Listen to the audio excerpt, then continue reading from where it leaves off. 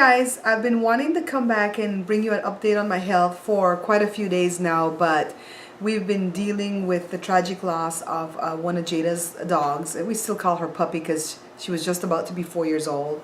Unfortunately, even though we have a sturdy fence, she worked all night Saturday night and dug a hole under the fence and ate through some of the wood and moved one of the palings out and got free and went through this alley behind my yard and went right down to the busy street and got killed. And Jada and I were the ones that found her when we were going to church that Sunday morning. So you can just imagine, it's been pretty devastating. You know, I'm older, so I've been through this kind of loss before, that even though I grieve and I cry, I know that it will heal and that it will get better. But Jada, this is the first time she's really had to deal with the loss of a pet like this. We've lost other pets in '09 and I think 2012 or 2013, but those pets we had for like 13 to 16 years. They were old, they were sick, they needed, to be put down. So the grieving was a little bit different. But right now for my poor baby Jada, it's so devastating. And for me as her mom, it pains my heart because I just want to just hold her and make the pain go away. And I can't do that. And of course I can't make the puppy come back, but anyways, what we're doing to try to help her is we're shoring up the yard. We've looked at a few YouTube videos, and there's other extensive things that we can do to the fence, because the fence is not rotted or anything. The fence is good wooden fence, but the type of dog that it was, she eats through everything. So it's just so unfortunate for her. But it's been about 4 or 5 days since it happened, and the first 2 or 3 days was really rough for us because Jada was just inconsolable, and now she's coming to terms with it, and she can look at the pictures without just weeping. She can look and smile, but she still has moments throughout the day where she'll break down, but not fall apart, but just cry, shed a few tears. And so we don't know what's going to happen in the future. We have one dog left, and she's going to be 11 years old in September. That's Jada's dog too. Jada got her when she was 8. And I told her that definitely, we'll give her permission to get another dog when her heart's ready and the time's right. But in the meanwhile, what we can do is secure the yard. We can secure the yard for that eventuality.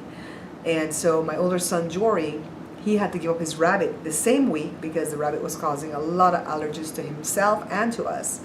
But that rabbit is happy. The person that adopted him wanted it. It was a friend from Jada's school, and actually the rabbit's been treated like a king. So Jory's situation is different, and Joe was just about to cave in and give Jory permission to get a dog because we only had the 2 dogs, and we were giving him all the rules that he could not neglect the other 2 just because he had his own favorite, and we're giving him all the rules. And then this sad thing happened. So unfortunately, Jory has to be patient and just put his wish on the back burner for right now, because we really have to surround Jada and support her and get her through what she needs. When the timing is right, I'm sure we'll be able to love 1 or maybe 2 other dogs. And we like rescues. We don't like to buy the dogs because I want to know that I've saved a life. So anyways, coming back to my health, I don't know if I'm going to put up pictures of Willow yet because it's still too fresh and it still hurts too badly. Maybe I'll put one at the end of the video or something so you guys can see. But send your prayers for Jada, okay? She's healing though. She's healing, but it's a process. So about my health though, and I'm glad that I'm doing a video now to tell you guys about the health. So I still don't know what all was wrong with me, but I'm in the process now of getting back to Kaiser, because I was with Kaiser for like 20 years, and then I couldn't afford the payments anymore back in '08 when the recession hit. So we kind of like started going to a neighborhood clinic, and they were the ones that were trying to help me out. So now everything's back in place, and in the next 2 weeks to a month I should like have my first wellness visit or stuff at Kaiser, and I'm going to take everything with me, and eventually we're going to get to the bottom of what was really wrong with me. But me personally, I think I did have BPPV. I think that morning when I woke up and I heard that pop, I think there were 2 things going on. I think I messed up something in my neck, and I think I also moved those crystals in the left ear, because why else would I have that vertigo when I laid on the left and stuff, right? Well, now that's gone. I don't have any vertigo when I lay on my left. fear has stepped in, and I'm scared to lay on my left, but I do it throughout the night. So now that I can go on the left and the right, I don't spend so much time on my back, and so now the nerve in my neck, that's healing pretty nicely. And I've only had a few bouts to where I wake up with this tension headache in the back of my head right here, and usually when I wake up with that, I'm gonna feel slow and mopey and droopy. But I'm still doing the supplements because I think the supplements played a major role in my turnaround. I'm doing the Curamin, which is the one for pain and inflammation. When that is finished, because it's a 30-day supply, I'm going to go buy the turmeric, which is just for inflammation and not for pain. And I'm also doing the bioflavonoids. When I first started taking that, my health holistic guy suggested 3 teaspoons twice a day, so that's 6 teaspoons a day. And after a few days, I started feeling very fatigued and heavy and stuff. So I scaled back now to 1 teaspoon a day, and that's been working fine. I do it at night before I go to bed, and it makes me sleep good. I have an enzyme deficiency that I was born with. You know, I don't have the enzyme at all, and I think because of that enzyme deficiency, a lot of things that do different things to people will do different things to me. And so that's why I have to really tweak whatever I take. But I'm taking the bioflavonoid, I'm taking the Curamin, and I'm also taking B12. I added some B12 to my diet. My friend Melody was also going through that fatigue feeling and stuff, and she said another person suggested B12, so I'm taking like 25, I think it's mcgs it goes by, and I take that once a day in the morning before breakfast, and I make sure of what I eat in the mornings. I don't eat any carbs in the morning, so my breakfast is either a protein shake or it's some type of protein. You know, if it's meat, if it's, you know, leftover meat from the day before, if it's eggs, you know, whatever it is. And I don't eat just egg whites, and the reason for that is because the salt, the doctor had told me years ago that the salt like lives mostly in the egg white than in the yellow, the salt that occurs naturally in egg. And so if I have to put together 6 or 7 egg whites to make a meal or to make enough protein that I'm going to need, I'm going to get a ton of salt. And you guys know that I told you before that because I was diagnosed with Meniere's years ago, I have to monitor my salt intake. So I prefer to get 1 egg or 2 eggs, and I don't need a whole lot. You know, I'm not a big, I was going to say I'm not a big breakfast eater, but that sounds like I skip breakfast. I don't skip breakfast, but I don't eat a big breakfast. I can get away with, you know, a couple of eggs with a ton of vegetables in there and be happy. I hate getting invited out to breakfast. A lot of the times the kids will say, let's take you out to breakfast, and I'll send Joe. I'm like, I'm not going to eat that breakfast to feel sick when I'm done. All that pancake and syrup and stuff I won't be able to pass up, and then I'm going to feel sick the rest of the day. So anyways, I've been monitoring my food, and I've been taking the supplements, and I would have to say I feel like I'm like 99.9% well. I really do.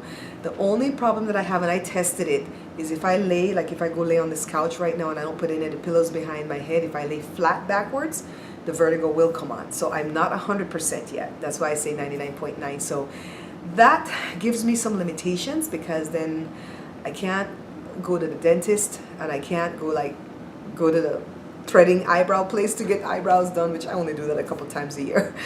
But because they lay you backwards kind of far without a pillow. So I'm going to go talk to my dentist next week because he's really sweet, and I'm going to say, can I bring like a little pillow with me? Just stick it on my head so you can, you know, do my little checkup and stuff. So, but other than that, I'm really, really well. And even with what we've been dealing with grieving the loss of our dog, and when I was like crying all those few days, the first few days, that's why I didn't come back on, because my eyes were like swollen shut with puffiness. I really monitored how much tears I shed and how long I cried, and just really try to think positive thoughts to make the tears stop, because if I cried too long, I would start getting all these headaches. I would start feeling dizzy, and so I've been helping Jada with that too. Like, you can cry, sweetie, because that's normal, but don't fall apart, because that stuff will get into your immune system and, you know, wreck it, and pretty soon you'll be sick. So I've been giving her some B12 too, to just calm her and just make her feel at peace.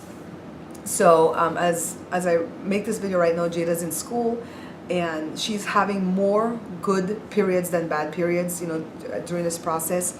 She cried early this morning. I don't expect that she'll cry again till maybe tonight, you know. So it's just really, really a bad time. And at the cooking show, the Friday before everything happened, I had recorded like 4 videos that I have to edit slowly each at a time, that I'll release them, you know, each 1 week apart or so.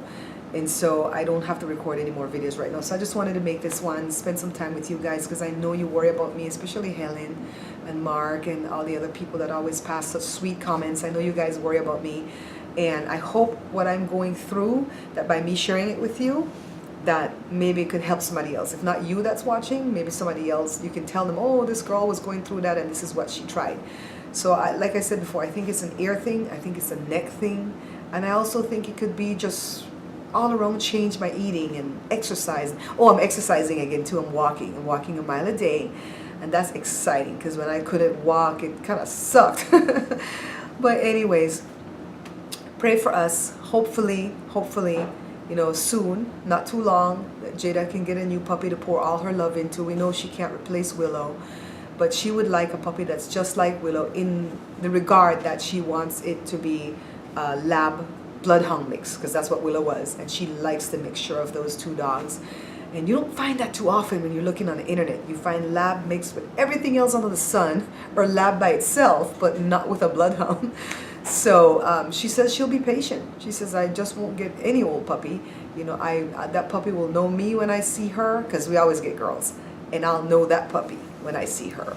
And so I really believe that. I really believe that, because Jada has been such a sweet, sensitive little girl ever since she was a baby, so caring and giving, that I can't believe that she won't find the puppy of her dreams in the very near future. So you guys, thanks so much for all the love and concern. I'm well. Even with this, I'm well. And the rest of the family is healthy and well. And I know this too shall pass. This too shall pass. Until I see you again, take care.